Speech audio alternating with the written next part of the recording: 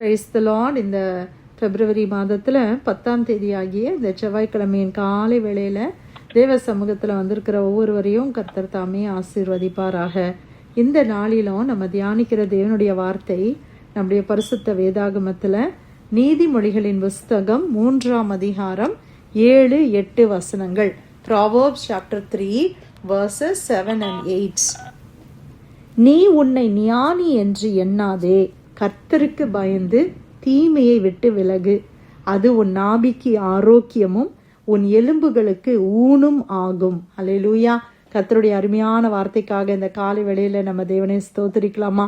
ஆண்டவர் இன்னைக்கு நமக்கு என்ன ஆலோசனை கொடுக்கிறார்? நீ உன்னை ஞானி என்று எண்ணாதே. நீ உன்னை ஞானி, எனக்கு எல்லாம் தெரியும் அப்படின்னு சொல்லி நம்ம நினைக்க கூடாதான். அதற்கு பதிலாக நம்ம என்ன செய்யணுமா? கர்த்தருக்கு பயந்து இருக்க வேண்டுமா? தீமையை விட்டு விலக வேண்டும். அல்லேலூயா.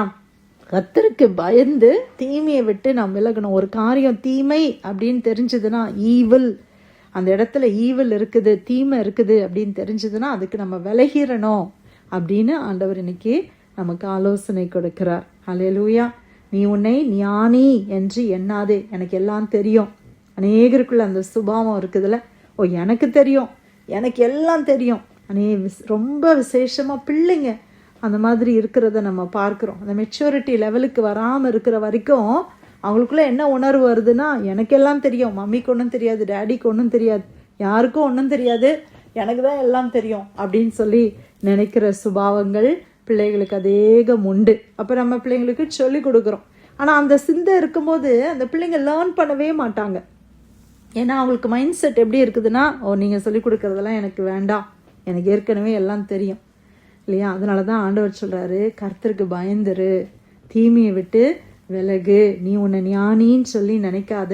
ஒருத்தர் உனக்கு ஆலோசனை சொல்லும்போது, ஒரு சில அறிவுரைகளை சொல்லும் பொழுது அதை எடுத்துக்கொள்ளுகிற தாழ்மை நமக்கு இருந்தால் நம்மளுடைய லைஃப்பில் எவ்வளோ பிரச்சனைகளை நம்ம மேற்கொள்ள முடியும். ஆனால் நம்மக்கிட்ட இருக்கிற பிரச்சனை என்னென்னா, எனக்கு தெரியும் அப்படின்ற சுபாவம் தான் நம்மளை என்ன செய்து விடுகிறதுனா, நம்ம இருதயத்தை கல்லாக்கிடுது. அதனால யாருடைய கவுன்சிலையும் நம்மளுக்கு எடுத்துக்கிற மனசில் அப்படிதான் பிள்ளைங்க இருக்கிறாங்களே, வாலிப பிள்ளைகளும் இந்த நாட்களில் எனக்கு தெரியும் அப்படின்னு நினைக்கிறாங்க. அதனால் நம்ம என்ன சொன்னாலும் அவங்க எடுத்துக்கிற மாதிரி இல்லை. ஏன்னா அவங்களுடைய மைண்டில் அவங்க என்ன நினைக்கிறாங்கன்னா, இவங்கெல்லாம் ஏதாவது பழைய காரியத்தை சொல்லுவாங்க, இதெல்லாம் இந்த ஜெனரேஷனுக்கு ஒத்து வராது அப்படின்னு அவங்க நினைக்கிறாங்க. ஆனால் பைபிளை பொறுத்தளவில் ஆண்டவர் வேதத்தில் எவ்வளோ அழகா ஒவ்வொரு சத்தியத்தையும் எழுதி வச்சிருக்கிறார்.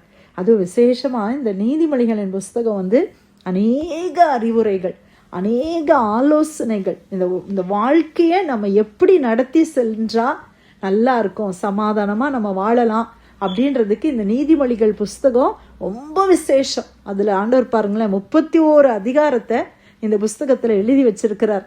அநேகருக்கு பழக்கம் இருக்கும் இல்லையா, ஒவ்வொரு நாளும் ஒரு நீதிமொழிகளை வாசிக்கிறதுன்றது. அநேகர் நம்ம சின்ன வயசுலேருந்தே நமக்கு அது பழக்கமாக இருக்கும். இதனால நிறைய மனப்பாடமாகவே நமக்கு நிறைய வசனம் மனப்பாடமாகவே ஆயிருக்கும். ஆண்டவர் எவ்வளோ அழகாக எழுதியிருக்கிறார். அதில் விசேஷமாக இந்த 3ஆவது அதிகாரம் ரொம்ப ஸ்பெஷல். நீங்கள் முடிஞ்சால் இதை வாசித்து பாருங்கள். ஒவ்வொரு வார்த்தையும் ஒவ்வொரு வசனத்துலேயும் அவ்வளோ உட்கருத்துக்கள், அவ்வளோ ஆழமான ஆலோசனைகள் காணப்படுகிறது. நம்ம மட்டும் இந்த வசனத்தை கட்டு கீழ்ப்படிந்து நம்ம நடந்தாலே நம்ம லைஃப் சந்தோஷமாக இருக்கும். இன்றைக்கி நம்ம வாசித்தது போல் நம்முடைய நாபின்னா என்னது? நம்முடைய சரீரம். நம்முடைய நாபிக்கு அது ஆரோக்கியமும், நம்முடைய எலும்புகளுக்கு அது ஊனுன்னா என்னது? ஸ்ட்ரென்த், ஜவ்வுன்னு சொல்லுவோம் இல்லையா, அந்த போன் மேரோன்னு சொல்கிறோம். அந்த மாதிரி கர்த்தருக்கு பயந்து இந்த வசனங்களுக்கு நான் கீழ்ப்படியும் போது நான் சரீரத்திலையும் நல்லா சுகத்தோடு இருக்கலாம், பலத்தோடு நம்ம இருக்கலாம், ஆவியிலையும் நம்ம பலனாக இருக்க முடியும். அல்லேலூயா. அப்போ நம்ம என்ன செய்யக்கூடாது? முதல்ல நான் என்னைய ஞானின்னு எண்ணக்கூடாது, எனக்கு எல்லாம் தெரியும் அப்படின்னு சொல்லி நான் நினைக்கக்கூடாது. ஓ எனக்கு I have attain, I can do it, I am smart அப்படின்ற மைண்ட் செட் இல்லாமல் இன்னும் நான் என்ன லேர்ன் பண்ணலாம், இன்னும் நான் என்னை எப்படி திருத்தி கொள்ளலாம், இன்னும் என்கிட்ட என்னென்ன குறை இருக்குது, என்கிட்ட என்ன ஃப்ளாஸ் இருக்குது ஆண்டவரே, என்கிட்ட இன்னும் என்னென்ன குறைகள் இருக்குது அப்படின்னு நான் ஆண்டவர் சமூகத்தில் நான் வந்தேன்னா ஆண்டவர் சொல்கிற காரியத்தை நான் ஈஸியாக நம்ம சரி பண்ணி கொள்ளலாம். அல்லேலூயா. அதே தான் ஆண்டவர் இந்த இடத்துல சொல்றார், கர்த்தருக்கு நீ பயந்துரு, தீமையை விட்டு விலகிரு. ஒரு காரியம் தீமை, ஈவில் அப்படின்னு தெரிஞ்சா அது கியூரியஸாக போய் அது என்னன்றதை நோண்டி பார்க்கணுன்ற சுபாவம் வேண்டாம். அதை விட்டு விலகிரு. You don't need its. அது தெரிஞ்சுக்கணும்னு அவசியமே இல்லை. ஆமென். சில காரியங்களை நம்ம தெரிஞ்சுக்கணும், இது என்னது தான் பார்ப்போமே அப்படின்னு போய் பார்த்து பலவிதமான சிக்கலில் விழுந்ததெல்லாம் போதும். இப்போ தீமையை விட்டு நம்ம என்ன செய்திடலாம்? விலகிடலாம். இது வாலிபர்களுக்காக எழுதப்பட்ட ஒரு விசேஷமான ஒரு அதிகாரம். இந்த 3rd chapter வந்து கம்ப்ளீட்டாக guidance and council for the young people. ஆனால் நமக்கும் இது ரொம்ப பிரயோஜனமாக தான் இருக்குது இல்லை? கர்த்தருக்கு பயந்து தீமையை விட்டு நம்ம விலகிடணும். அப்போ நம்ம சரீரத்துக்கு அது என்னவா இருக்குது? ஆரோக்கியமாக இருக்கும். நம்முடைய எலும்புகளுக்கு அது ஊனாய் மாறுகிறது. நல்லா ஸ்ட்ராங்காக நம்ம எல்லாரும் ஆரோக்கியமாக நல்லா ஸ்ட்ராங்காக இருக்கணும் அப்படின்னு நம்ம நினைக்கிறோம். அப்போ நம்ம என்ன செய்யணும்? கர்த்தருக்கு பயந்து நம்ம இருக்கணும். ஆண்டவருக்கு பயப்படுற பயம் நம்ம லைஃப்பில் இருக்கணும். ஆண்டவருக்கு பயந்தா தேவையில்லாத வார்த்தைகளை நம்ம பேச மாட்டோம்.